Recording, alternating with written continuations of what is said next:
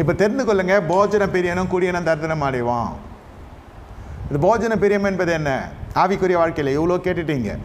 இப்போ இங்கே போயிட்டு அங்கே தேவ சத்தியத்தை கேட்குறேன்னு சொல்லி அங்கேயே போகிறது. வேதம் என்ன சொல்கிறது? அநேகர் அறிவிக்கிறாங்க, நல்ல இருதயத்தில் அறிவிக்கிறது இல்லை.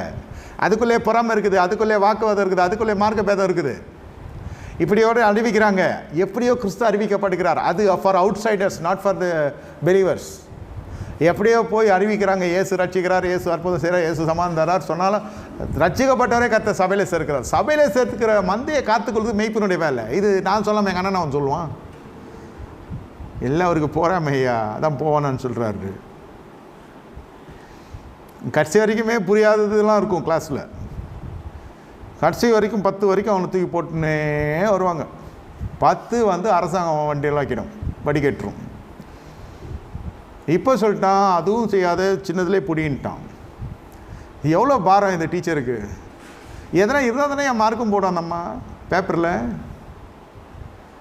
எதுக்கு வரான், எதுக்கு போகிறான், சாப்பாடு கட்டுவான், ஃபீஸு கட்டுவான், வண்டியில் ஏறுவான், உட்காருவான், சீரோடெல்லாம் நல்லா உடுத்தின்னு வருவான், படிக்கிற மாதிரியே வருவான், படிக்கிற மாதிரியே போவான், ஆனால் படிக்க மாட்டான்.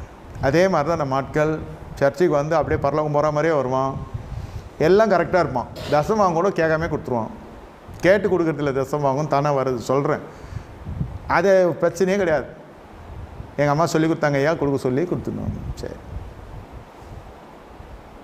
ஆனால் சத்தியத்துக்கு அது கேட்க மாட்டான். ஏன்னா அவங்க அம்மா சொல்லி தரல, சொல்கிறதை கேள்றான்னு. அதுவும் அப்படி தான் வரும் போகும். இது அப்படியே வழியாக வரும், அது வம்சாவளியாக வந்துன்னு இருக்கும். ஆபிரகாம், ஈசாக்கு, யாக்கோபின் தேவன் மாதிரி இவங்க வருவாங்க போவாங்க, அவ்வளோதான். சத்தியத்துக்கு எல்லாம் கல்யாணம் ஆனால் எஸ்கேப் ஆகிடும். அப்புறம் நான் ஊரில் கல்யாணம் பண்ணேன், டூரில் கல்யாணம் பண்ணேன், அங்கே கல்யாணம் பண்ணேன்னு நீ எங்கே நான் பண்ணி தொலை. அதுக்கப்புறம் என்ன பண்ண போகிற? அதுக்கப்புறம் என்னை ஏமாற்றிட்டாங்க எல்லாம். எங்கள் அம்மா மட்டும் இருந்ததுதா. எந்த அம்மாவோட சொல்கிற நீ? நான் அம்மா சொன்னால் செய்வான், அவங்க அம்மா சொல்கிறது தான் செய்வான். ஆனால் அம்மா இப்போ இல்லை. இப்படியும் இருக்கும். அதான் சொல்கிறேனே, படிக்கிற இப்போ ஸ்கூலுக்கு போகிறதெல்லாம் படித்து ஜெயிச்சு வரும்னு சொல்ல முடியாது. வியாபாரம் பண்ணுறதெல்லாம் உருப்பிட்டுறோன்னு சொல்ல முடியாது.